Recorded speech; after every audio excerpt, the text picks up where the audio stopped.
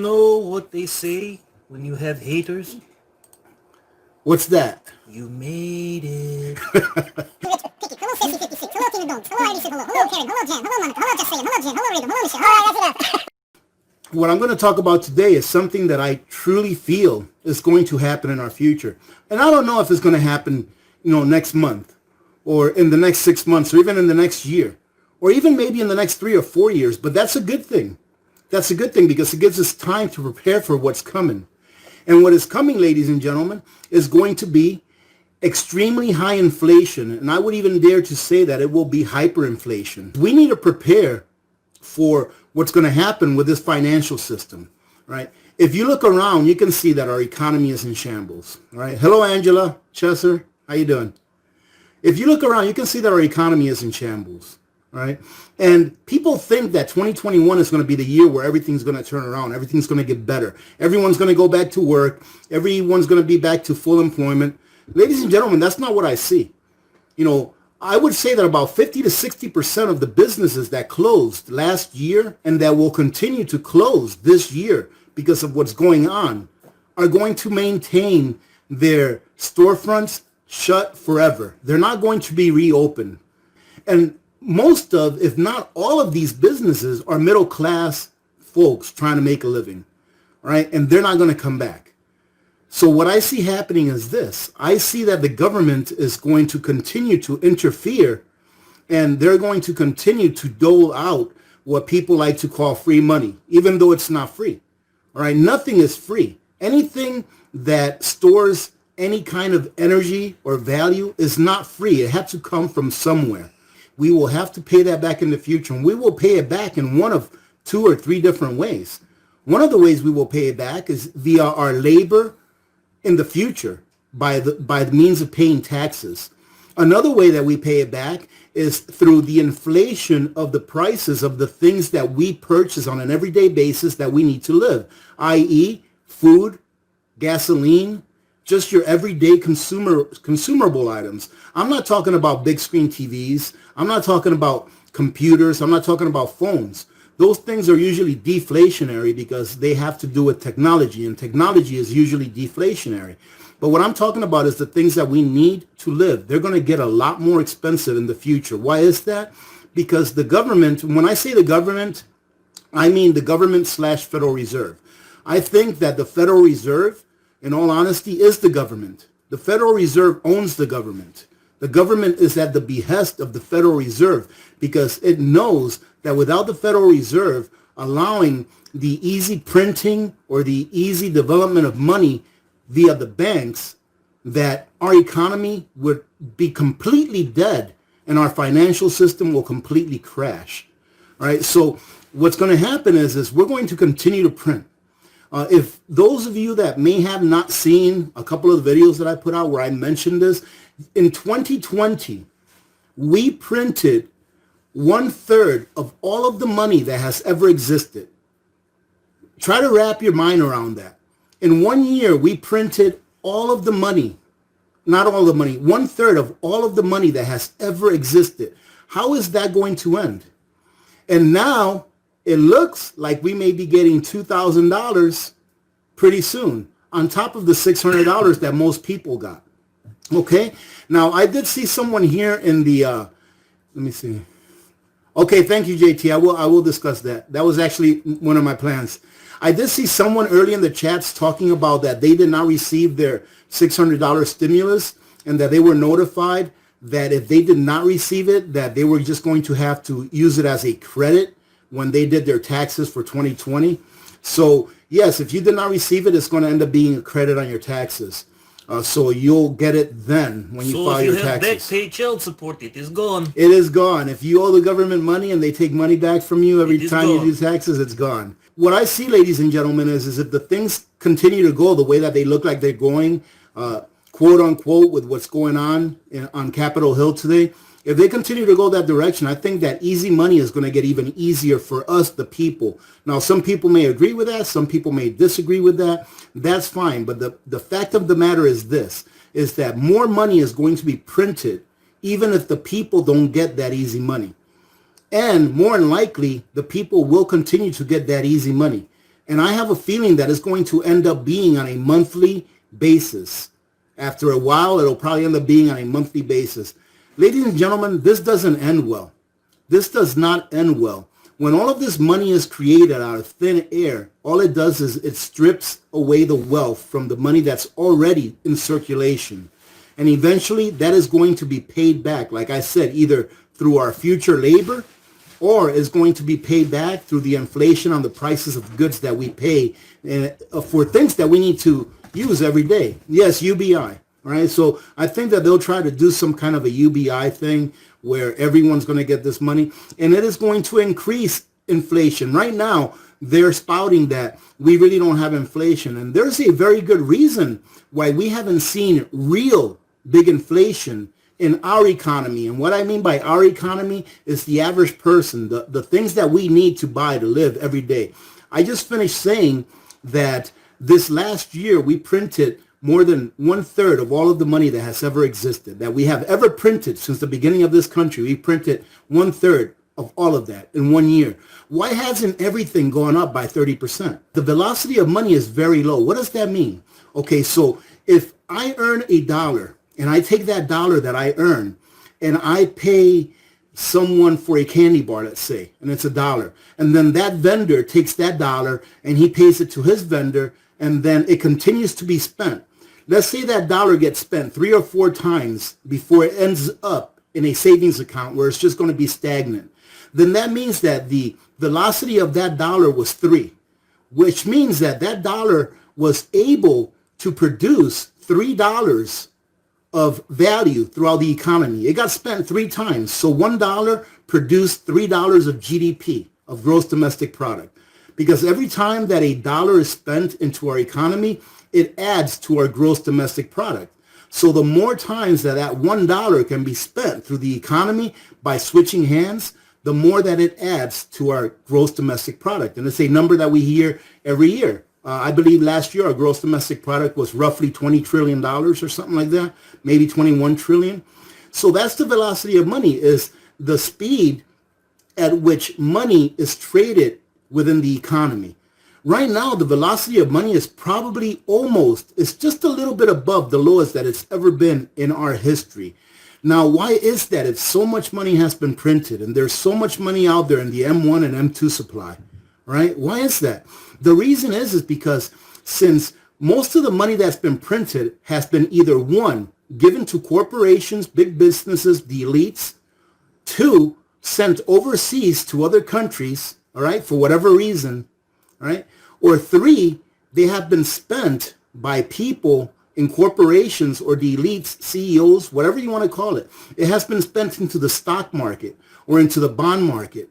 And when money is saved, so if you take money and you put it in your savings account or you put it in a stock market or in the bond market, that money is not moving around. That means that that money is stagnant. And even though right now our M2 money supply, which is all the money that's in cash, that's in coins, that's in savings, that's in checking, that's in mutual funds, bonds, etc. Right now our M2 money supply is the highest that it's ever been in history. I think it's like $19.5 trillion or so. And that is why right now you don't see inflation the way that you see it in the stock market or in the housing market. Right now the stock market is at record highs. For goodness gracious, Bitcoin just hit, I think, $35,000 per coin. I think it was today or yesterday, right? The housing market is $283,000, the median home price, I believe is. Back in 2010, the median home price was like 180 something or $170,000. So the housing market is in a bubble right now. The stock market is in a bubble. We have a whole bunch of assets that are increasing in price because people are taking the money that they're being doled out by the government and putting it in those assets instead. Whereas the people, we don't have that money to put into anything.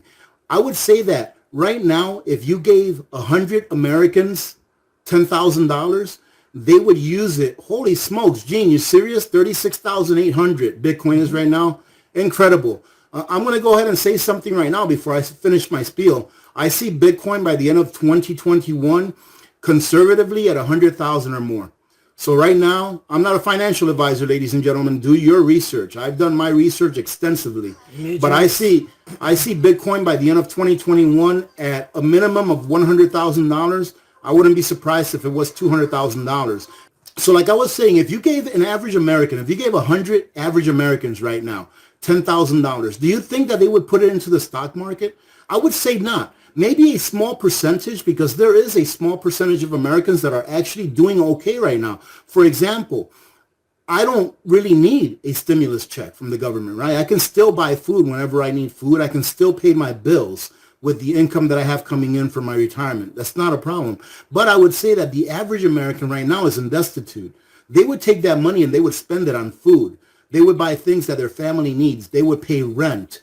They would do all these kinds of things.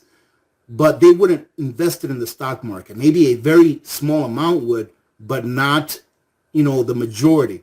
Now, when your average American starts to get the majority of this money that's being created, that velocity of money is going to pick up immensely. And when the velocity of money picks up immensely, this is what that means. It means that there's a lot more cash floating around in the economy. But the key is that if there's a lot more cash floating around in the economy and production keeps up with that cash, so if you have more production and you have more cash in the economy, then your inflation is not really going to go up that much because you have more cash, but you have more goods that are being chased by that cash. However, if you have a whole bunch of cash coming into the economy and the goods that are in the economy are either the same or lower, you're going to have more cash chasing around the same or less amount of goods. That's going to make the things that we buy on an everyday basis go up substantially.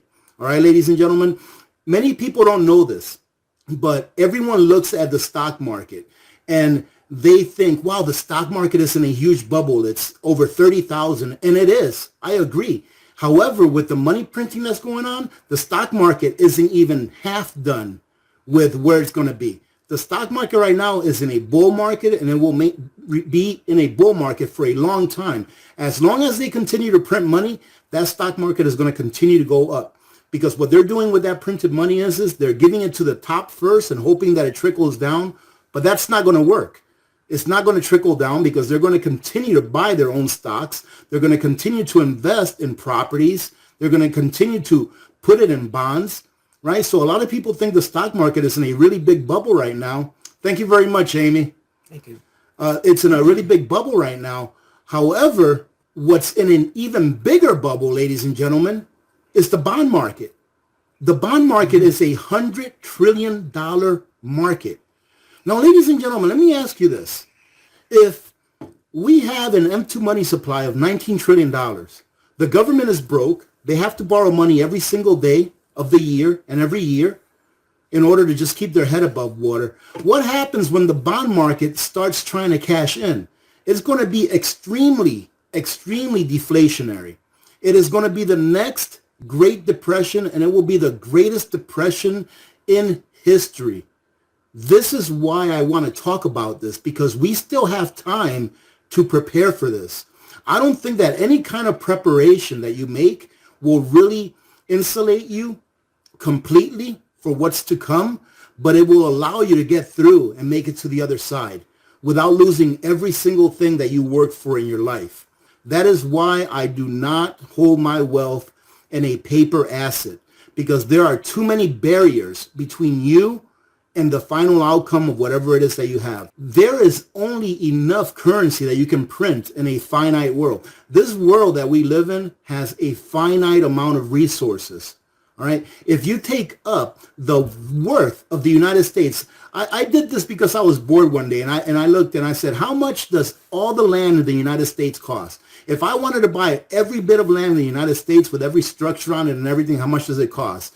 And what I came up with was around $85-90 trillion, ladies and gentlemen, $85 to $90 trillion. And we owe more than that.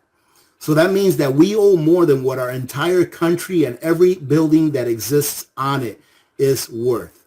So that is why I urge you to start doing your homework.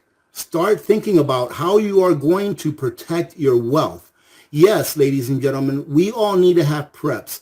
Yes, land is great to have. How are you going to pay the taxes on your land if your wealth is diminished by 75% or by 80%? Do you keep money in the bank? I do, but just enough. If you guys want to know what happens when a bail-in occurs, go ahead and study Cyprus or Cyprus. I pronounce it Cyprus, but some people pronounce it Cyprus. It's a small island off of Greece, I believe. And they had a bail-in, I think a half a dozen years ago or so. And what happens is that when the bank is going to default, instead of being bailed out by the taxpayers, like we did here back in 2008 and continue to do now with corporations that should go bankrupt, what they do is a bail-in. And what they do is they take a percentage of the deposits that are in that bank that belong to the people that deposited the money. And in all actuality, the money that you deposit in a bank right now technically does not belong to you. It does not belong to you anymore. Whenever you deposit money in a bank, all you're doing is you're lending it to that bank, and they have full control of what they can do with that money. And if they want to refuse to give you that money back, they can. They can legally refuse to give you that money back. So do you keep money in the bank? How much do you keep in the bank? Do you have any money at home? Yeah, some people would say that we're just going to have a reset. Ladies and gentlemen, if we have a reset, who do you think is going to lose? If we have a reset, if our economic system or our financial system has a reset, who do you think is going to lose? Do you really think that the billionaires are the ones that are going to come out losing? No, you are going to come out losing. In 1971, we had a reset. Richard Nixon reset the dollar. He actually defaulted on the dollar. He didn't call it a default, but it was a default. Who came out losing after 1971? The people came out losing because inflation went through the roof, all right? I think it was around the 70s or so that almost every household turned into a two-income household, whereas before the 70s, a one-income household would earn enough to be able to send their kids to college, to be able to buy a modest home, to be able to have a car, to be able to have one of the spouses staying at home taking care of the kids. One person used to earn enough, only with a high school diploma. They used to earn enough to earn a modest living and even have a retirement.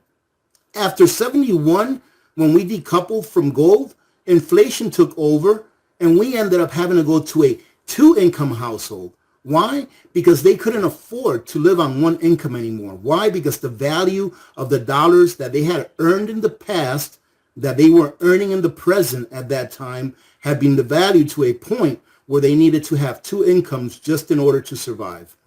All right, ladies and gentlemen, so this is why I've been talking about this so much, because this is the next thing that you need to prep for. This is the next thing I'm prepping for. Now, am I saying stop prepping food, stop prepping stuff that you need on an everyday basis? Absolutely not. Continue to do those things. And if you are fully prepped, and what I mean by fully prepped is if you're comfortable enough that you have enough sustenance and enough stuff to get you through a full year, should something happen, I would say that you're fully prepped, but prep as much as you can afford, as much room as you have. Once you have all of that taken care of, start to prepare for hyperinflation. No matter where you are in the world, this is going to affect you. No matter how wealthy you are, this is going to affect you. It really is. All right. So do your research. Read some books. All right. Victor, it's yours. What do you got to say? So, in my very limited time on this planet, I have found a few things that historically... Oh, just a second. Can I say something really quick? You've been saying things all day. I'm sorry to interrupt, but I just have to do a disclaimer really quick. Ladies and gentlemen, I'm not a financial advisor, neither is Victor. Anything at all that Victor says during this broadcast, I take absolutely no responsibility for. It is on your chin. And if you do it, it's on you, okay? Go ahead, Victor. Okay, so as soon as you turn 18, the first thing you need to do is get a job. Does not matter what kind of job. If you prefer, you can go to college. If not, simply get better job, if you can find. This is how it all stems from. You need a job for income. You need some type of income that you get by working, or I don't know how to do anything else other than work. After you get job, make sure that you save money. Don't just buy on vodka and other things like I do. After you get the money, you must save it. You save some for things like food, for rent, for electricity. For what are you talking about? The first step you For do, rent? if you have debt, is pay off the highest interest first. Have you been saving money for rent? No. And then you pay off the low interest first. Once you are out of debt, you need a 6-month emergency fund. Very good 6 advice. months of expenses. This includes rent, electricity, food, and other things like medical bills. It should be, on average, 3 times base salary. After you do this, you should go to store, buy 1 ounce of gold if you can. Remember, every ounce of gold you own, you should have 10 ounces of silver. Do this. Then, go to bank. I know, no, boo-hoo, banks, they lie, they cheat. Open IRA, Roth IRA, after-tax money. This way, when you turn 59 and a half, if this country somehow manages to be fine like it will, you will have that tax-free in order to take out. And if it should turn sour, you'll still have gold and silver as hedge. Because if the market's down, gold and silver generally go up. And vice versa, historically. Very so good, Victor. after all this is done, Are you done yet? Still do not want to listen to me, then do what I do. Don't do anything except what you want. I do whatever I want. I keep what money I need in order to pay bills, and I have a little left over in order to play with, and then I do what I want. I have no cares, no worries, nothing like this. It is wonderful. Trust me, ladies and gentlemen, he has absolutely no cares and no worries. Okay, so hey, let's go ahead and read those super chats really quick. Right here, survival preparedness for beginners. Thank you very much, brother. You are so right. Prep. It's going to get worse before it gets better. Keep prepping, folks. It's in all caps. I have to yell. Okay, I'm going to go ahead and do the next ones, all right? JD Farrell, keep them lamps oil. Thank you very much, JD.